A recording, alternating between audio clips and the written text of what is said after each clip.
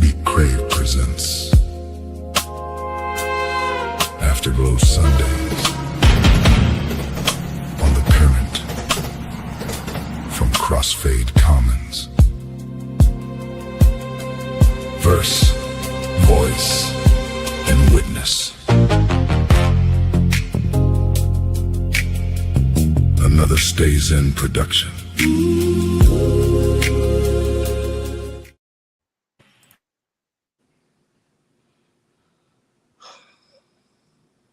What it is, happy Sunday to you, everybody today, man. What is this?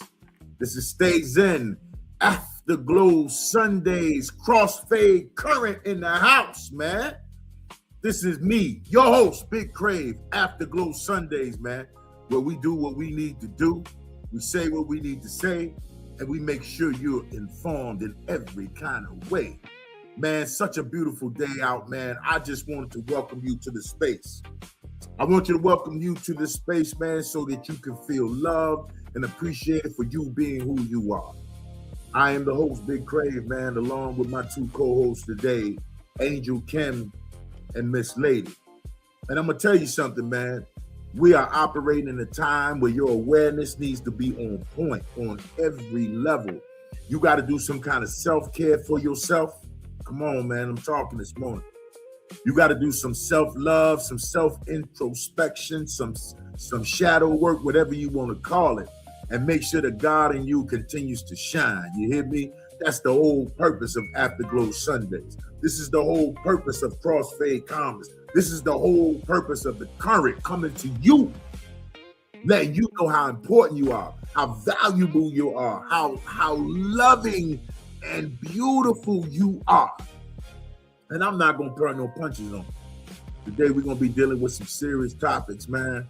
Some things that we need to really just investigate, and how it fits in our lives. How does it operate? How does it move towards who we are?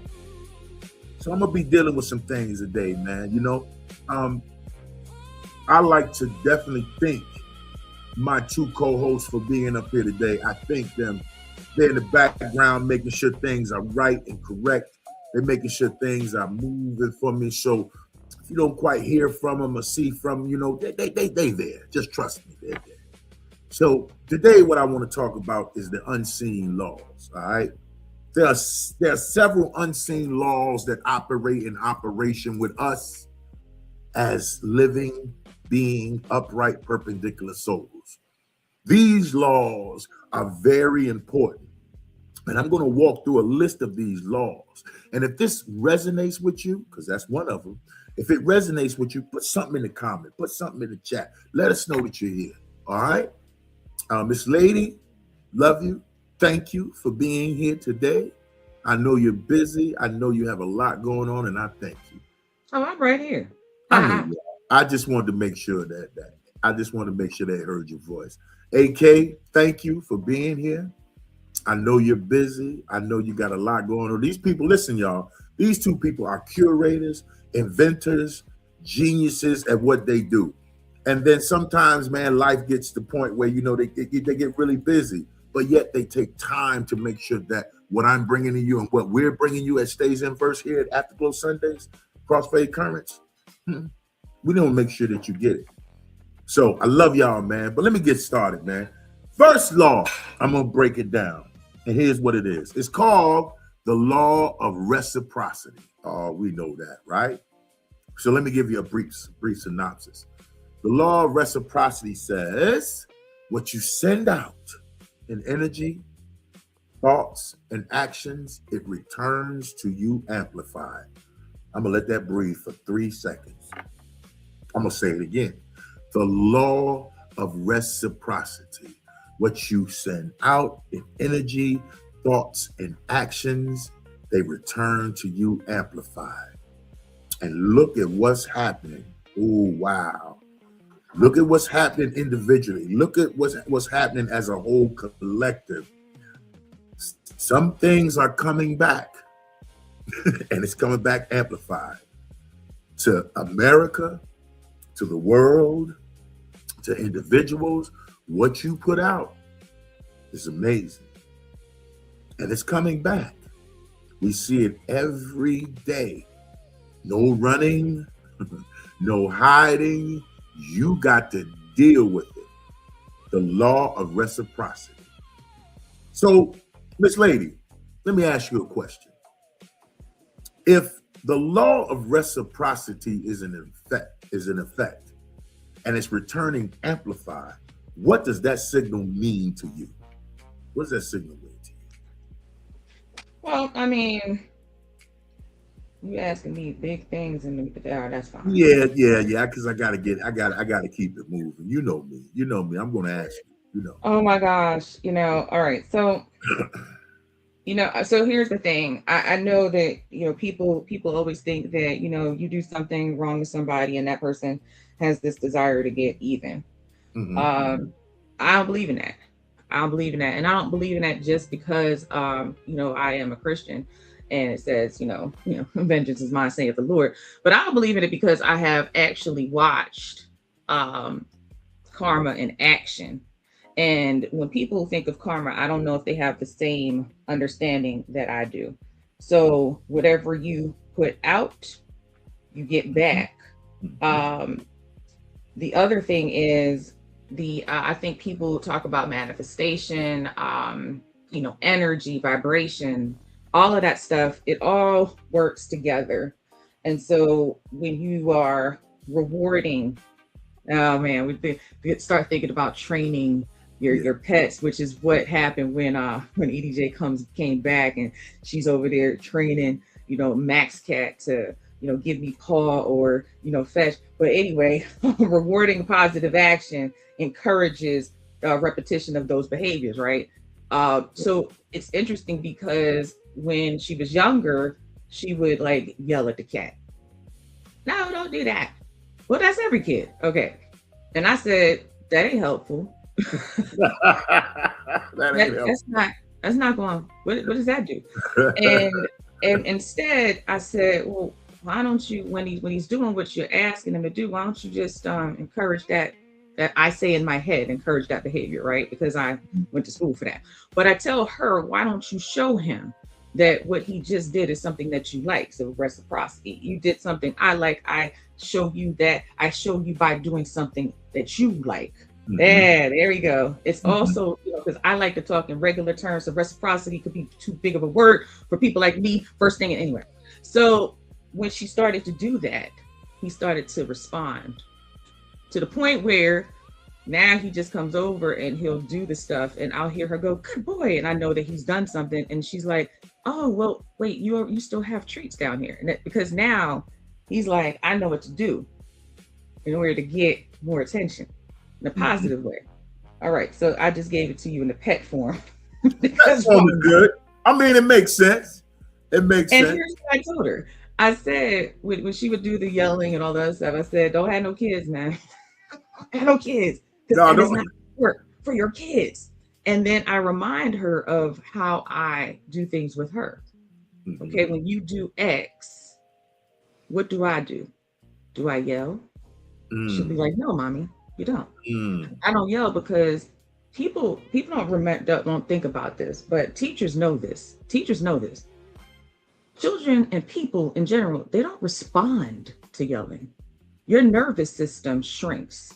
Your nervous system will either shrink or it will respond by, so the people who have anger issues, now it bristles because you're challenging me. The people who are introverts, it shrinks, okay?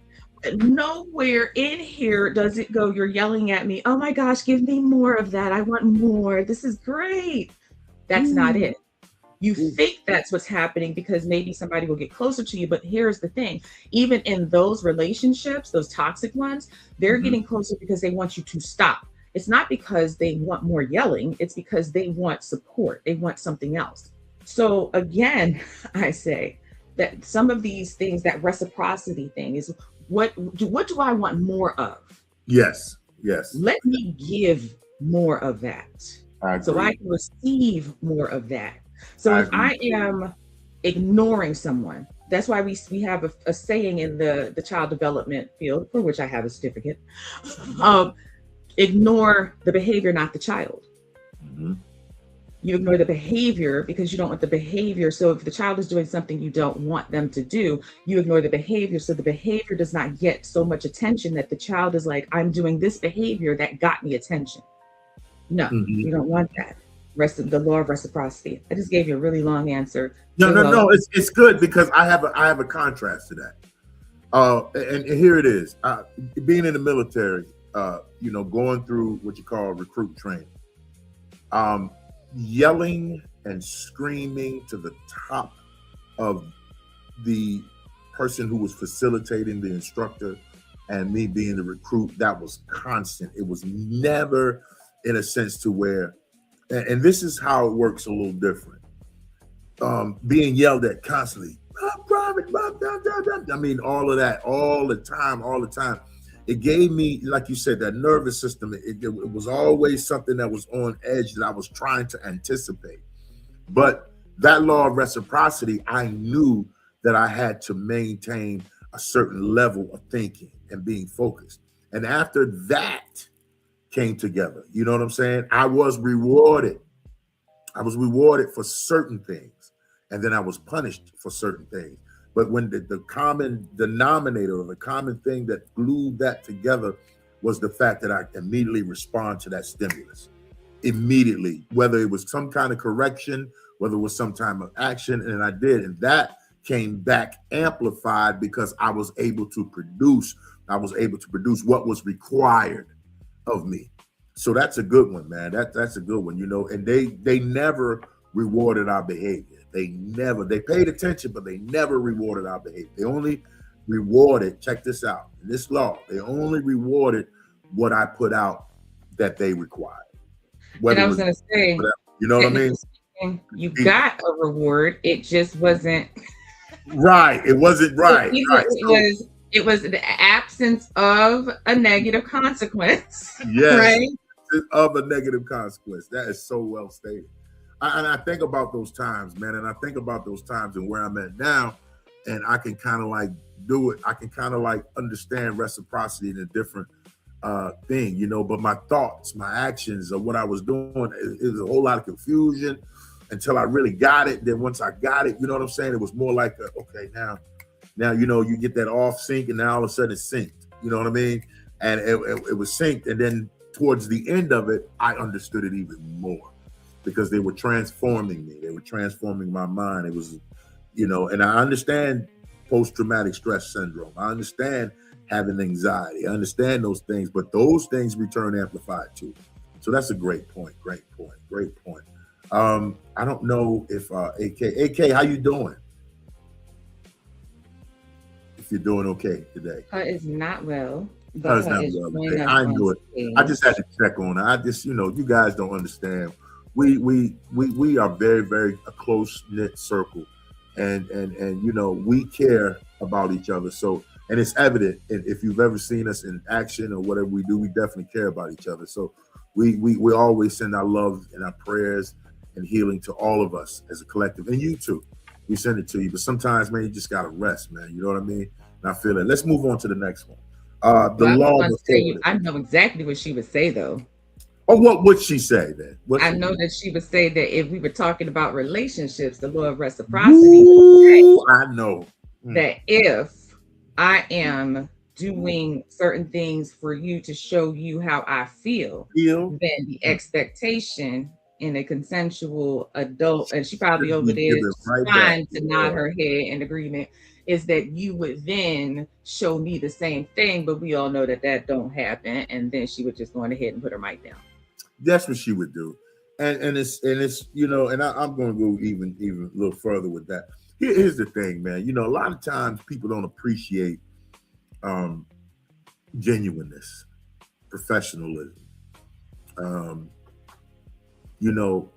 a wealth of knowledge that comes with that. Sometimes people don't appreciate that. I don't know where that comes from. I swear I don't. I can say for me, it don't make no sense.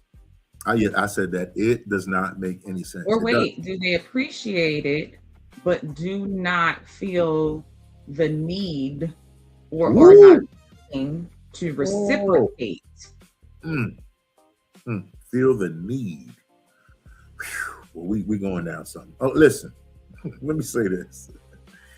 If someone is definitely dedicating their time and their effort, their skill set to something, and it's not appreciated, it's tolerated, it's time to move on. I'm just, listen to me, y'all. I'm trying to tell you. Been there, done that, got the t-shirt. And here's what we do in Afterglow Sundays. We talk and we explore things and we tell the truth. There's nothing hidden here, no hidden agendas. We call things like it is. Now, you know, and I see this a lot. And reciprocity says, you know, you can't continue to do this and act this way and expect the same result. You cannot do it. So when people pour out their hearts, man, their time and their energy towards something, matter of fact, towards something that you desire, something that you want, and then it's not up to par, and then you got a nerve enough to have some kind of some disenfranchised thought towards it. Man, that's something to think about. Anyway, I'm gonna move forward, man. Shout out to AK, man, for doing such a wonderful job in what she do. Shout out to her, man. You too, Miss Lady. The law of authority. And I'm gonna use this in a different context. We have a certain authority as spirits, as beings, as humans. We have a certain authority, and this, I say, the power of anything that comes against it knows your authority. Okay, it knows who you are. But if you don't know who you are, you'll be confused. Listen to me. You'll be confused. You'll have doubt. And I'm not saying those are not human faults. I'm not saying that. But you'll be unsure about things. And then that thing that comes to check your authority, it'll dominate you. Fear. Fear understands authority. It does. It does understand authority. And I'm not saying you're not supposed to fear things. But when you're in a position where you know, your authority as the law of your authority has to be implemented, has to be in action at all times. You know why? Because you're walking in an arena that's personal, something that's familiar to you. You walk in it. And now some things can be familiar on the negative side, some things can be familiar on the positive side. They can.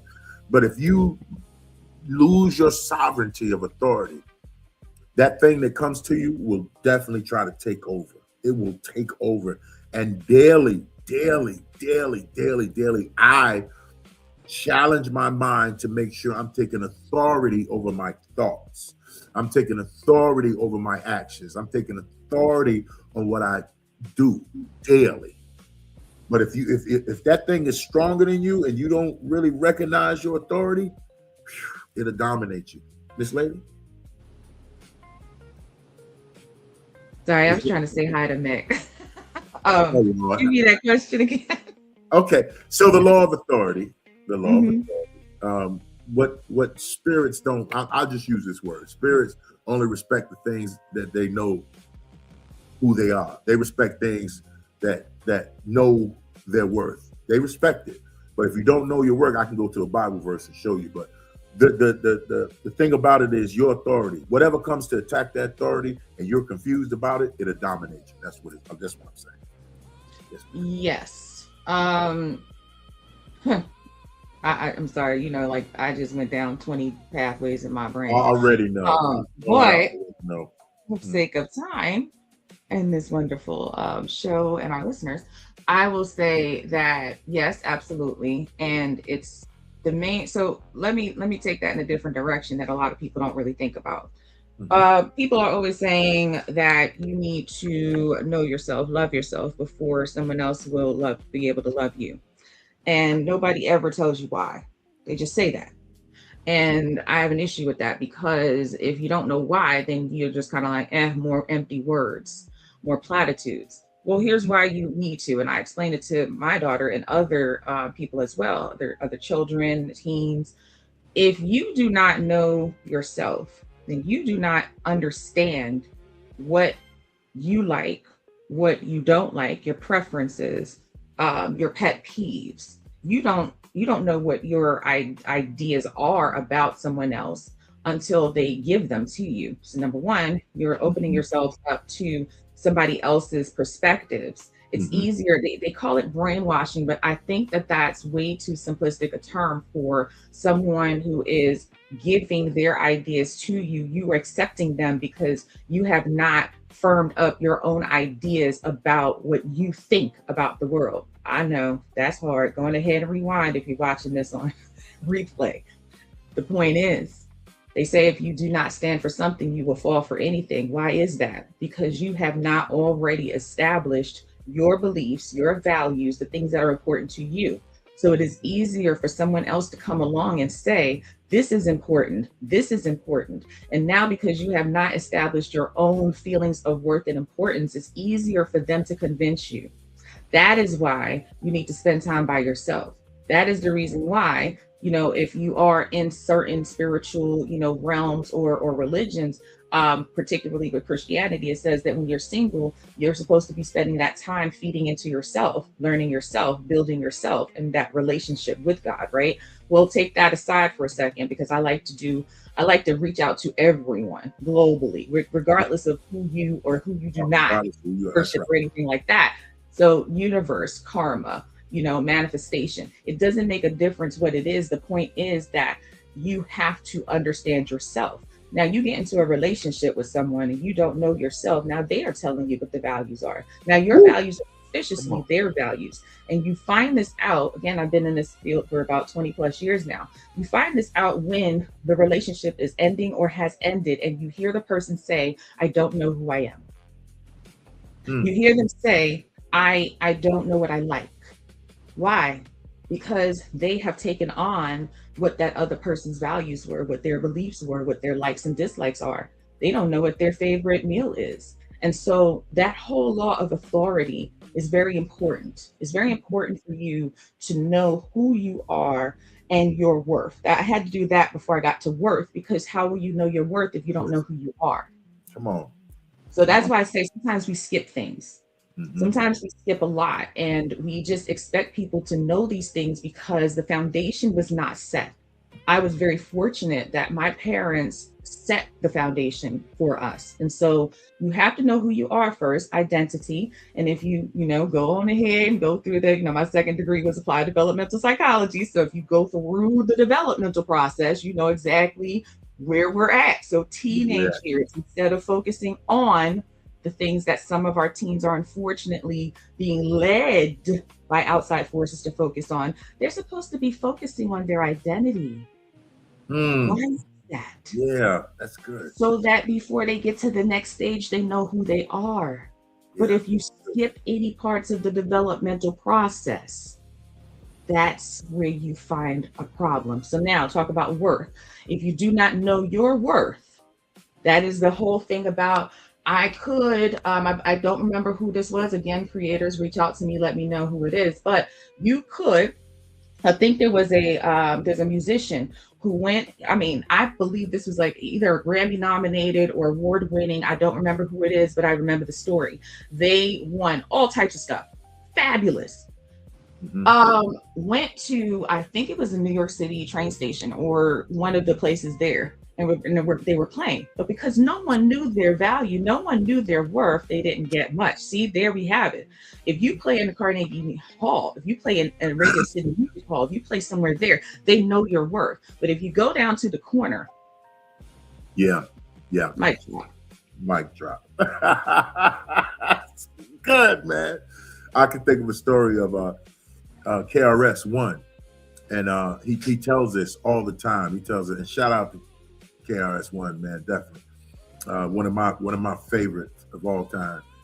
He said that he was living in a shelter, and the album came out, Criminal Minded, and he's sitting there. He's sitting in a shelter, and his album is out, and he says, "It's got to be something better than this." He said, "It's got to be," because I'm sitting there.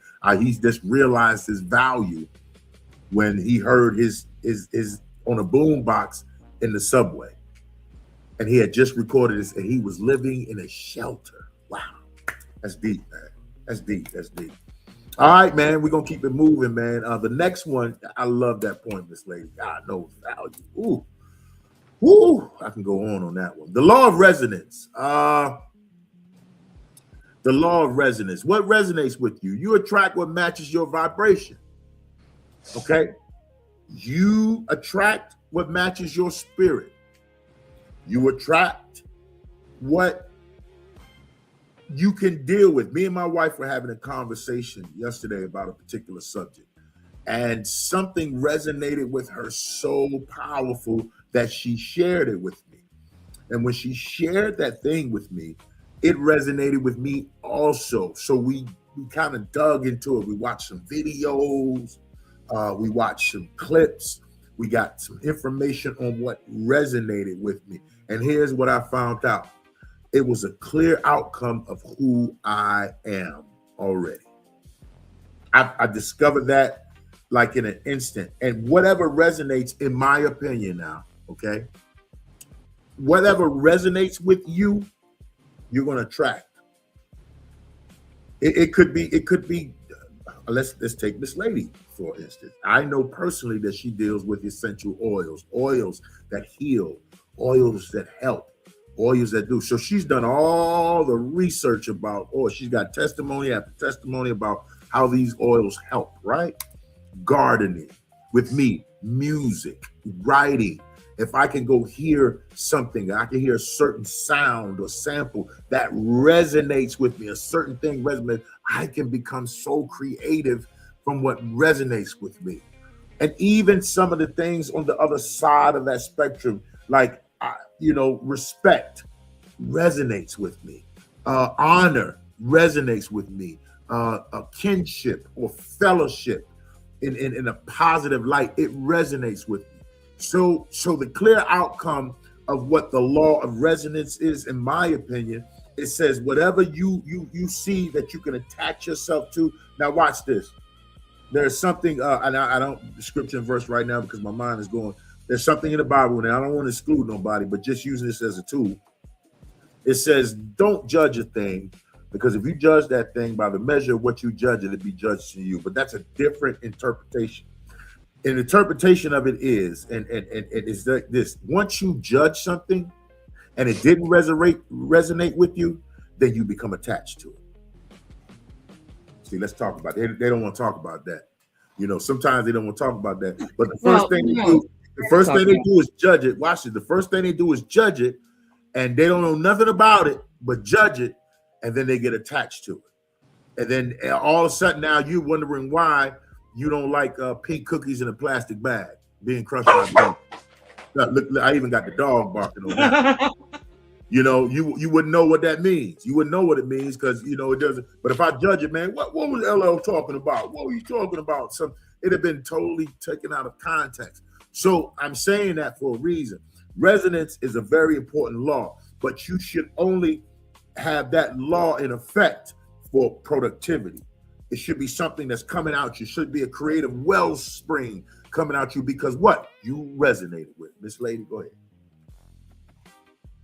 Oh, you should have never asked me to say nothing about that. So everybody knows that I love neurology and the whole, neuron way about this. And I'm one of them people where you can say that and then I go, yeah, but how does that actually work? So here's an interesting thing about this. So from a neurobiological standpoint, think of it like this. And it's funny how it always comes back to your brain. It always comes back to the fact that you have more power. And you know what? When the day that I realized that your brain actually does help make things happen for you, it opened a whole new world for me.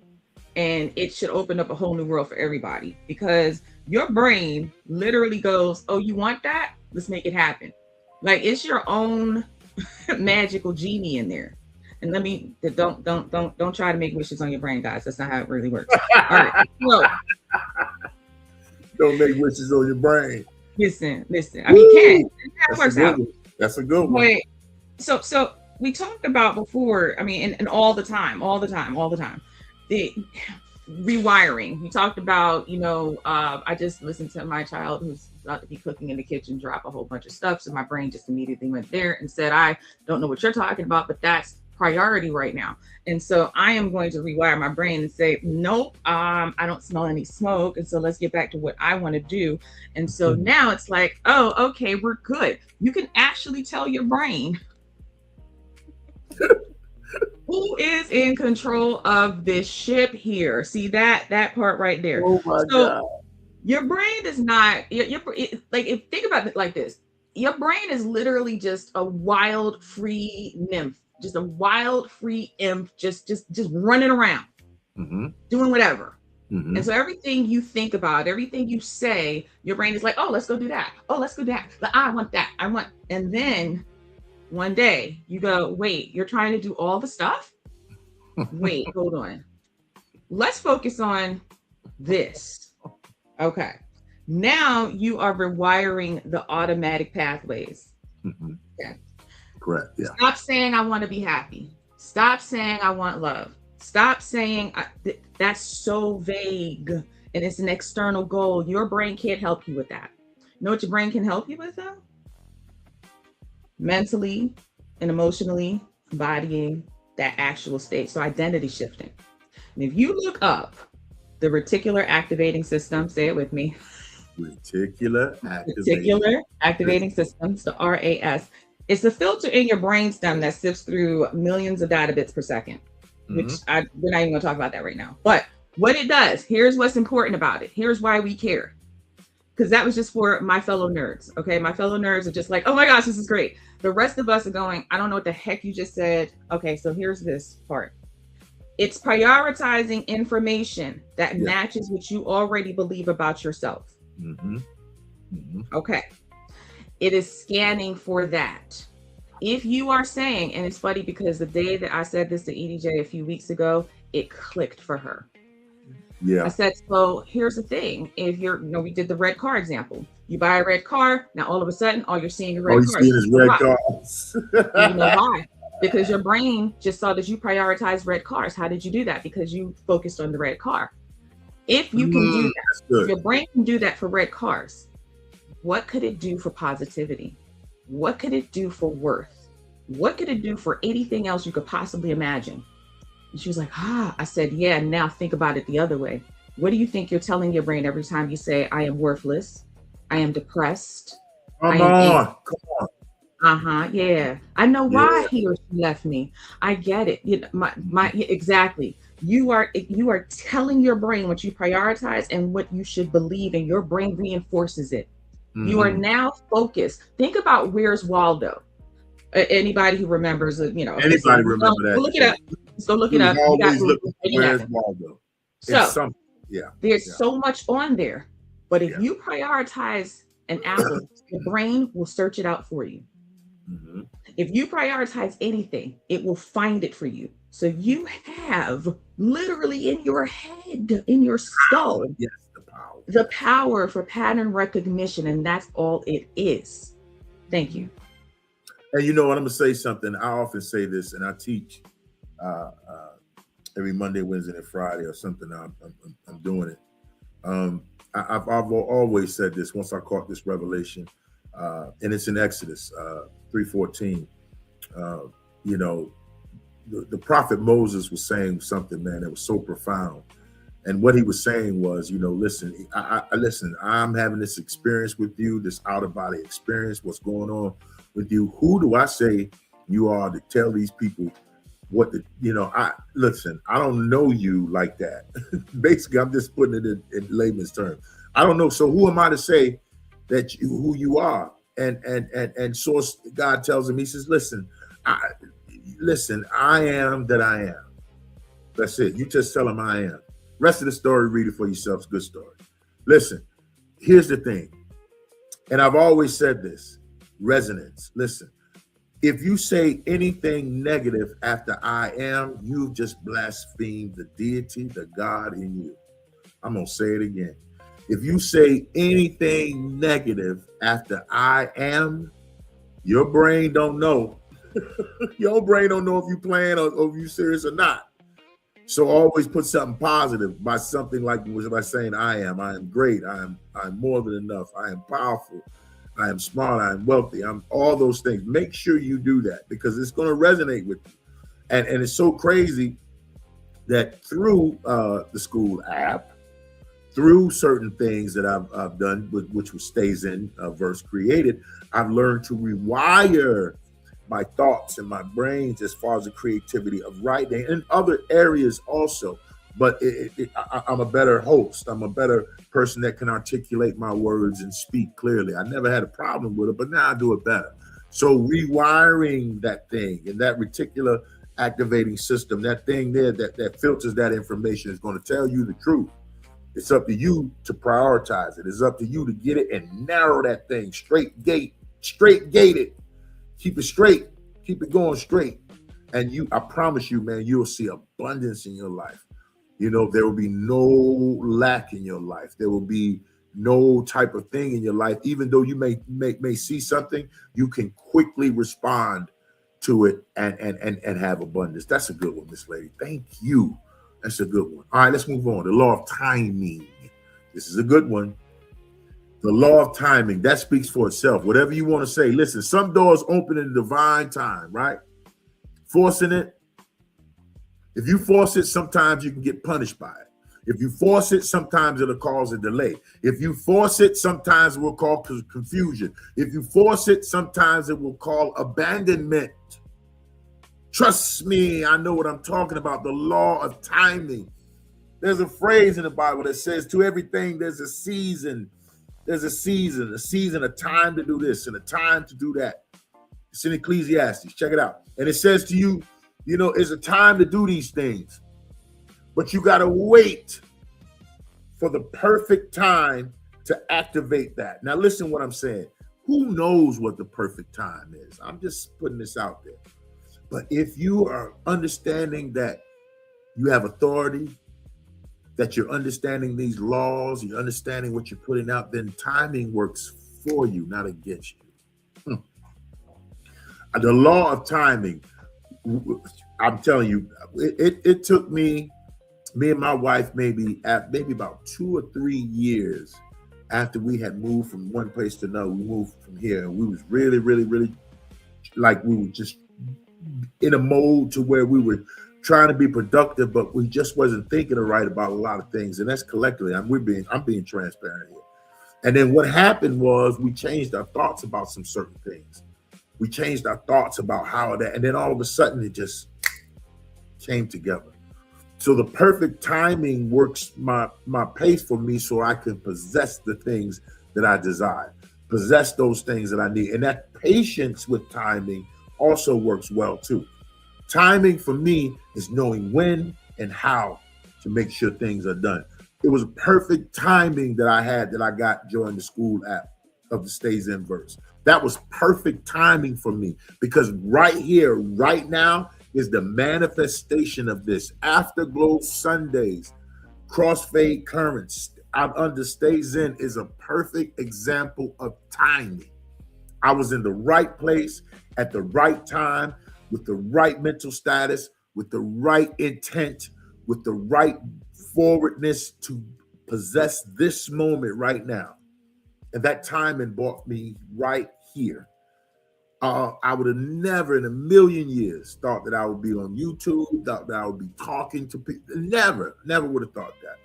But it is also a result of something, of me putting effort, me putting a conscious, positive effort towards it. Sometimes it was challenging. Yes, it was. If you understand what a word drop is, I'll talk about that later. But these things that come to better me, the things that come to make me better, is all in timing. And timing is a very important thing. Miss Lady, can you speak on the law of timing? Here we go. Bang! Here we go. Well, let me see. I do believe that, I think John Maxwell is one of the books that we have that I might have put in front of my child to read. And, you know, when to leave is as important as what to do and where to go. And I think that is important just because it does, it impacts what I do in my field as well. I think I was just talking about this last night. Sometimes interventions will work Oh yeah, actually, no, yeah, in the room that Russ and I do, Saturday mornings, 10 a.m. Eastern Standard Time, Wounded Healer Poets Brigade, and we were talking about interventions and when it's the best time. So sometimes, Sunday, 1987 was not a good time for that intervention, but maybe 1999 was a great time. I mean, timing is everything. I think that's another quote that we have that people don't really understand. A matter of fact, we were talking about that just when we were meeting as an admin team the other day. Why is it that we get along so well when we're doing stuff, even though it is high pressure and there's a lot going on in this behind the scenes? And it's timing, understanding that we have different personalities that are vastly different. Some of our brains just, are a little different. But understanding that the timing that works for one member is not timing that works for another member, and is not timing that works for another member. Being patient enough to grasp that fact. Timing literally is everything. And so our timing may be off. Your timing may be off professionally. Your timing may be off, in your interpersonal relationships. Your timing may be off in your familial relationships and your romantic relationships. And that is where communication kind of steps in. There are a lot of times where you made the best decision, but it was at an inopportune time. You need a lot of things to line up for that. Yep. And so that's one of the reasons why we tell parents when we're working with them, just because that intervention didn't work then doesn't mean that you're supposed to scrap it. You still have to come back and try it again. Same thing with relationships. You hear so many times, well, I tried that. Okay, well, did you try it again? Well, no, because it didn't work the first time. Oh, great. Maybe your timing is off. Maybe, we're very sensitive creatures that are extremely resilient. And the more resilient, the more you really think that, oh yeah, we can tolerate anything. No, timing does have a say in that. Yes, it does. I think I think we often take for granted, time is something that's an entity within itself, and it's very important. But the door of timing, it gets me excited about certain things, and I have to say this. I'm going to move on, but timing for me is expecting what I manifest, expecting what it is, and then when it is, I know, like at that moment, I know it's perfect. I'm like, boom, we were going over the schedule this morning, and Miss Lady, she's a brainchild and a genius behind this, right? And so I facilitate her in this space, with what we got going on. And she simply said, do you want this or do you want that? And then we communicated again about it, right? And I'm making a joke about it, but I'm really using it for timing.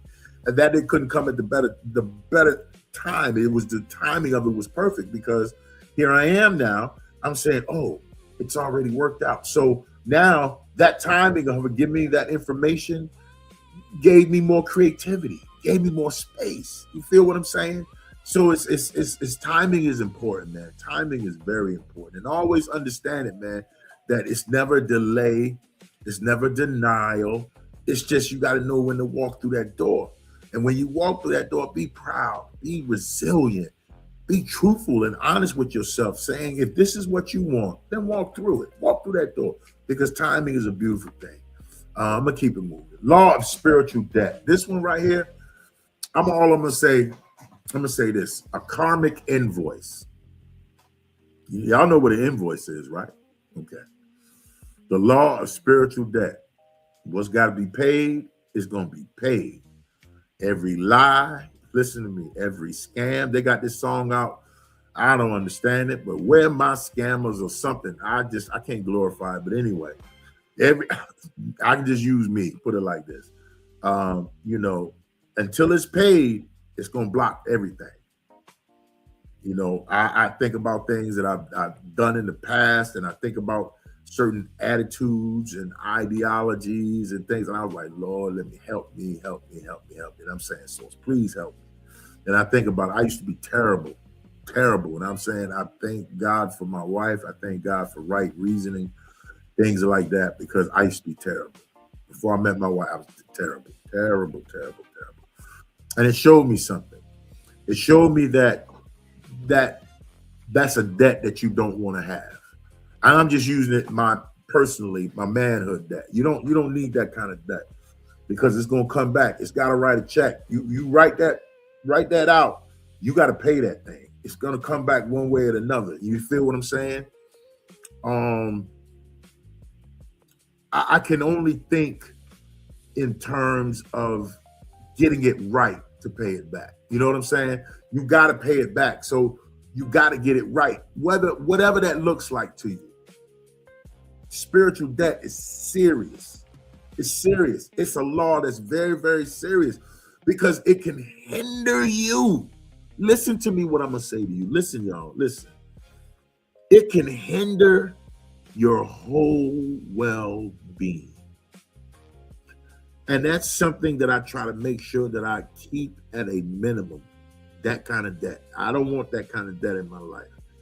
I got to make sure that I'm intentional. I got to make sure that I'm doing things that I'm supposed to do, and I'm honoring everything that honors me, and keeping my mindset placed upon those things that are above and not those things that are below. Negative energy, negative thing. You cannot do that, because they ask for a receipt. Spiritual debt always will ask for a receipt, man. And people say karma. Miss Lady gave me this phrase, and I'm so thankful of it. Sometimes you can't help certain things. You can't help certain people. You can't do it, because you know what? You got to let God do it. Or whatever you ascribe to, let source do it. Whatever you want to say. I'm reaching the world here. So whatever you call your source or your higher power, whatever it is, that thing is going to cause you to make you look at yourself. You got to look at yourself and understand what kind of debt that you have spiritually. Then you got to fix it. And I'm harping on it because I'm a living example of it. That's some things that I had to fix. I'm still working on. I have to fix those things. That debt, I got to fix it, because if I don't fix it, man, then I delay my growth. You feel me? We don't want to be delayed in any growing, in any expansion of this beautiful thing that we have called life. And it can be crazy at times. Trust me, I know it can be crazy. But what you can do is make sure that you pay yourself first. And by getting rid of spiritual debt, that karma, you pay yourself first. You have to pay yourself first. And I'm really adamant on this, because it's a principle that I learned.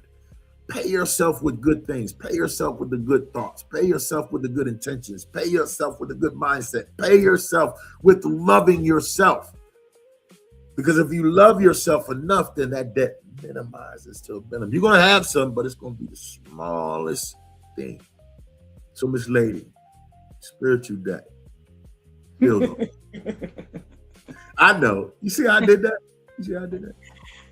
Well, I mean, here's the thing, and it's interesting, because I think that as the years have gone on, there are some folks that I told some things to, and they probably at some point in their lives or another have sat there and went, "Oh, that's what she meant." Because I'm not one for seeking revenge. And it's not because I'm not a vengeful person. But let me explain something to you. I'll be sitting at home and that. But anyway, but God. And the other thing, here's a really big thing. The biggest thing is, at some point you become irrelevant, because I feel like things are going to handle themselves. I do believe that what you give out, you're going to receive. Here's the big thing about this that nobody told me. Nobody told me that spiritual debt for somebody else, you could actually try to interfere with, and then bystander of. Okay. And I learned that a while back, because some of us helpers, I'm talking to the helpers out there in the various different fields, you want to help. And unfortunately, particularly in interpersonal and romantic relationships, sometimes you need to step back, step aside, and step all the way away, because you are interfering with something that is greater than you. Sometimes people have debts that they need to pay that have nothing to do with you, and you keep interfering. And so there are some folks that I said, you know what? I believe that so and such and universe and whatever you want to call it got some plans for you I need to be away from. So there's some folks that need to be taught some lessons, whether it's good, bad, or indifferent. It doesn't make a difference. The point is, you have nothing to do with that. Same thing for you individually. There's some times I know everybody got this time in your life. Look back and think about it, where you done reached out and the most dependable, reliable, responsible people in your life were nowhere to be found. You know why? Because you needed to handle that. You needed to deal with that. That was yours. There's some things that are not meant for us to share with others. That could be pain, pleasure, education, wisdom, experience, and it doesn't make a difference. So I learned that sometimes we need to step away from other people's spiritual depth. Now, you want to laugh a bit? Want to laugh for a bit, Crave? I'm gonna give you something fun. So when I learned, because I didn't know jack about astrology except for what my sign was, and I had family members who were signs that were the same as mine, didn't even realize that before. But Right. this year, I was like, because apparently this year is like the year for 3 of the signs. I'm gonna go on ahead and do that piece when we wrap up, just for those signs. Please do. Oh, but we get down to it. But go ahead, as I realized that, I went, let me look further, and I realized that apparently Aquarius is ruled by Saturn and Uranus. And so Aquarius is considered a deeply karmic sign, which means any negative actions, especially betrayals or malicious shortcuts, rebound onto the perpetrator. Let me say that in English. So that means that anything that you do to certain zodiac signs, because this is not the only one, but to certain zodiac signs, that particular sign demands absolute accountability, which means that that person doesn't have to do anything to you. That means that the universe handles that. Yes, very much so. That's all I had to say. Thank you. And you know what? And that runs right into, that runs into the law of access and the law of sacred exchange. And I'm combining those. I'm combining those two. What you access and the sacred exchange of that will either cause a debt or cause a credit. Oh, come on, help me walk through this thing here. Listen. The law of access and the law of sacred exchange will either cause a debit or a debt, listen, or a credit in your life. Let me give you one thing, sacred exchange. Don't ask something from somebody, not even the spirit world, not from nothing. Don't ask nothing from source unless you're willing to give up something. Come on. So if you ask, and I'm just going to use this, if you ask for something and you treat it like you didn't really ask for it, oh my God. It's going to be very detrimental to you, your existence. I'm just saying that. Don't ask for something if you really don't want it. Sacred exchange. What are you exchanging in your life? What are you exchanging sacredly with others, with people, with what you want out of it, with who you are?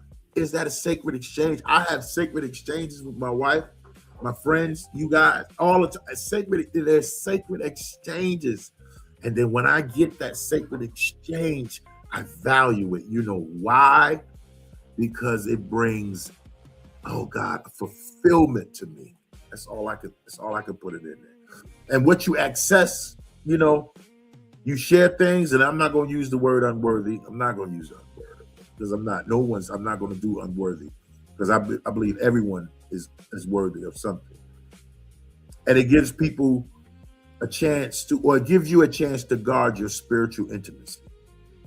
And that spiritual intimacy is a sacred exchange. Listen to me. Look at my posture. It's so sacred. And I'm harping on the value of this sacred exchange because it's an important piece of life that people often take for granted. I'm just being real. I'm just going to be for real. Me and this lady have spoken times. We stay on the phone. We talked about some real deep things. AK too. We talked about some real deep things that were sacred, that when you exchange those things, some healing took place, some information took place. Come on now. You know what I'm saying? Some boundaries were established. A lot of things it was very sacred. It was very sacred. And it also moved us in a position to now we can sit and say, well, we know what that is. I value that exchange. I value that exchange with my friends because it brings me clarity. It brings me clarity. But Miss Lady, we're going to go on the law of access and sacred exchange. And we're almost wrapping up here. Come on with it. Come on. Oh, I don't know why I'm laughing at this. Listen. You know why you laughing at it, but I'm going to leave it like that. You know why. Okay, here's why I'm laughing is because it's when people hear some of these things, again, that a lot of the in-depth portions are not explained. And so you hear things like, the law, and then it's followed by a whole bunch of things that feel like they belong in legislature. And it's like legislature. It's like, come on, man. I don't understand any of this. Section 1, B2. I'm following none of this. I don't understand it. Subline C, subparagraph. Exactly. Yeah. And the thing is, if we just bring it down a bit, and I'm not saying that we are stupid, but I'm just going to let you know that the cerebral debt on my cortex, I'm gonna write that later, okay? But literally, please. With the many degrees I have, cannot absorb some of the ways that people put things in academia. I cannot do it. And I can only say that I feel bad for other people in general. So anyhow, let me just say this. You don't have to be spiritual. You don't have to be religious to understand that this law of access means something. And I'm gonna tell you why. Think back in your life. And if you are any older than the age of 5, you ought to understand this part right here. Sharing sacred parts of yourself with the wrong people creates interference in your life. Period. Period. Woo! And I say that because, I told my daughter something a while back, and then it took some years, and then I repeated it and asked her if she understood, and she said yes. I said there's a reason why children, elementary school, middle school, have no business thinking about relationships. Fact. There's a reason. Because even adults cannot maneuver messy relationships ending. They can end under the best of terms, and you still have a lot of things to deal with. So how can we expect children who have not formed their own identity yet to deal with this? My heart goes out to them. And that's why. Not because we want to deprive them, but because we want them to understand who they are. So I say that first and foremost, that again, sharing sacred parts of yourself with the wrong people creates interference in your life. And you might say, how? And I will say, because anytime, and this is one of the reasons people ask me, why did you decide to be single for years and years? Why? Because I don't care who you are. You could be the best man, the best woman. It does not matter. Any attention I divert from myself in my life towards anybody requires me to reduce the stuff that I spend on myself. The attention, the love, support that I give to myself, I now have to parcel it out to someone else. And at a certain point, I went, don't feel like it, don't have it in me. I was very honest, and I said, I can't take on somebody else's problems. I can't be there for someone else. And so there we have it. Now you get into a relationship, you start talking to someone, and you're sharing sacred parts of yourself. Now you might automatically go to the physical, and I'm going to tell you to go to the emotional. How many times has a relationship ended and your biggest problem was that you shared secrets with someone? You shared your emotions with someone. You told them things you never told anyone else. That's what I usually hear. I do not hear about the physical part. You might hear that once or twice, but it's more like they saw parts of me intimately meaning spiritually, meaning emotionally, that no one ever saw. And that is the part. So here's what I want to say. I want to say that not everyone deserves access to you emotionally, mentally, spiritually, physically. Period. Point blank. Thank you. Mic drop on that one. Last one, man, and we're going to get out of here. Then we're going to get into some your piece and some house cleaning. Real quick, the law of hidden eyes. And I'm just going to briefly say this. When no one is watching, who are you? When no one's watching, who are you? The law of hidden eyes. Everything, somebody is watching you at all times, watching you, studying you, seeking you. Let me tell you something, man. I'm gonna break it down to you, man. When you think no one is watching, someone is watching. I get texts, I get messages, IG messages, I get on Messenger on Facebook. Hey man, that was, yo man, I didn't know you was doing that, bro. Hey man, I like that. And they would just go across it. And I've received some things, and you know, I've been purging, but I get that later on. I'll get into that later on about I'll let you do one on that, analytics and all that other stuff. But I've been purging, and since I purged some things from my social media, the outcome, the access, the visibility has increased for me, and it's all from just listening and learning. And somebody was watching me. I didn't know who they were, but they let themselves know to me that they were watching. So the law of hidden eyes, even when you know no one's watching, you're seen. And all your thoughts and deeds, they echo. Oh yeah, whatever you're doing, it's going to echo. And guess what? Just like a sonar, guess what it's going to do? Boop, it come right back. Miss Lady, final words on that, then we can go into your piece. So those who know me know I have several theories that I, go by professionally and also personally. And one is Colbert's theory of moral development. And obviously I've taught EDJ this. I asked her a question. I think that I ask it every time she hits a new developmental level and somewhere, maybe I'm doing some research on her and I don't even realize it. But the whole idea is that, so in 1958, Lawrence Colbert did this whole theory of moral development. He explained how humans progress through levels of moral thinking. Okay, so this is exactly what you're kind of talking about, this whole morality.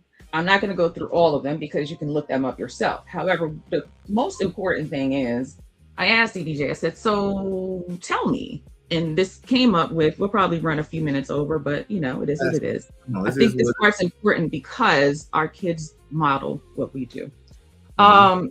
Self-checkout lines. I actually, because I have, multiple chronic illnesses and some neurological issues, I have this habit of trying to carry things because I don't want to put it in a basket and then end up with a whole bunch of stuff. I have this habit of putting one thing or something under my arm. Usually 9 times out of 10, I remember it. This one time, EDJ was not with me. I end up at the counter, I pay for the stuff. I get out and then I'm on my way to go pick her up. I'm not trying to be late to pick the child up, right? Okay, I paid for everything, did not pay for daggone cough syrup under my arm. All right, I got to go pick her up though. And now by the time I'm getting ready to get back, there's something else going on with her. I don't remember whether, now this was in the last year and a half. So here's what happened. I'm already in my brain, need to go back. Okay. Right. Whatever reason, it was like 20, that this ate me up. So I'm the type of person where I got to go and pay for this daggone thing. And every time I remember it, you got to take care of that. Right.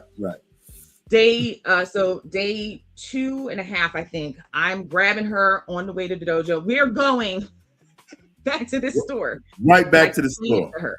Explain it to her exactly what happened. I go and I find the manager. And this funniest thing, because this has happened several times in my life for different reasons. Either I'm on the phone with a staff member, whatever. I go back, find the manager. I'm explaining it to the manager. Manager has no idea what I'm talking about. He's looking at you like, okay, right. Who comes who back? Who brings cough syrup back to say it? I did not pay for things.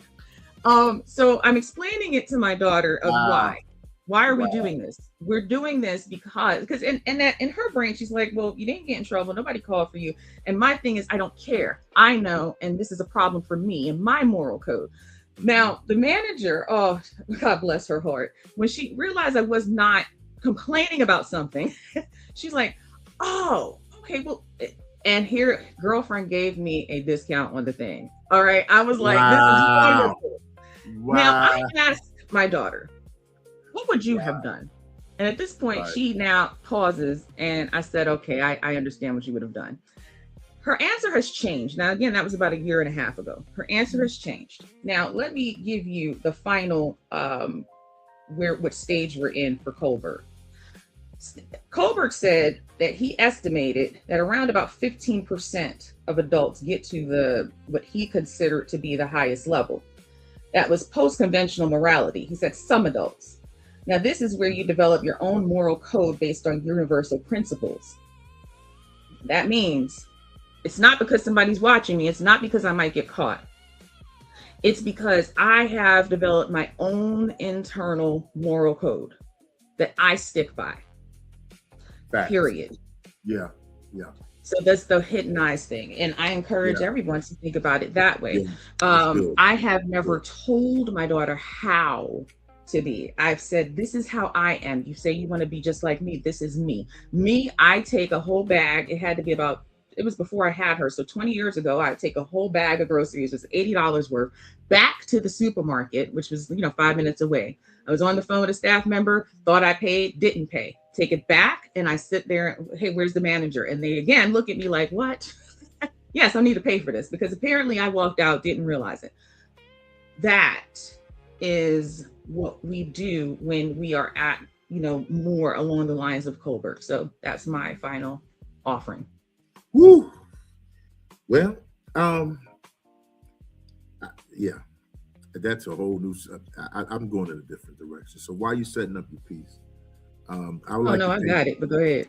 Oh, but I like to thank y'all, and we're gonna give you this little bit of truth and creativity real quick, and then we're gonna do some housekeeping, and we're gonna let y'all go. Miss Lady, the floor and the mic is yours. All right. This is called Seriously, Universe. Okay. Yes. Congratulations to Aquarius, Scorpio, Leo, and Taurus, or whatever. But before the confetti cannon misfires, can we talk about the 7-year cosmic disaster film they just crawled out of? Because surviving these past 7 years was not a season. Classify it more as a prison sentence with moon phases, tweezers, incense anesthesia, a choir robe bureaucrat droning off key while tagging every missing piece. Alignment. Like, seriously, universe? 7 years. You had these signs spiritually repossessed, emotionally remodeled, financially humbled, romantically jump scared, existentially microwaved, left blinking at 2:13 a.m. in a kitchen full of blue appliance light, the refrigerator buzzing like a bad amp, the smoke alarm chirping prophecy through a dying battery, and now you want to stroll in wearing linen and plausible deniability saying, your blessings are ready. No. Turn the mic up. The universe has nerve with shoes on. The kind of nerve only a sky could have. After spending 7 years drop kicking their piece through a stained glass window, then calling the crash a chord progression. At some point, even Saturn had to check the footage and mutter, damn, maybe I overdid it. Aquarius became honest in the room built for their old disguise. They didn't lose people. They got unsubscribed from timelines using their nervous system as free Wi-Fi. And that is all the time we have. We're going to go ahead and say, catch us on the school app. Catch us. That's Big Crave, host of Afterglow Sundays. This has been Afterglow Sundays, verse, voice, and witness. We will see you next week. Peace. Verse, voice, and witness. Another Stays In production. Leave with your name, live.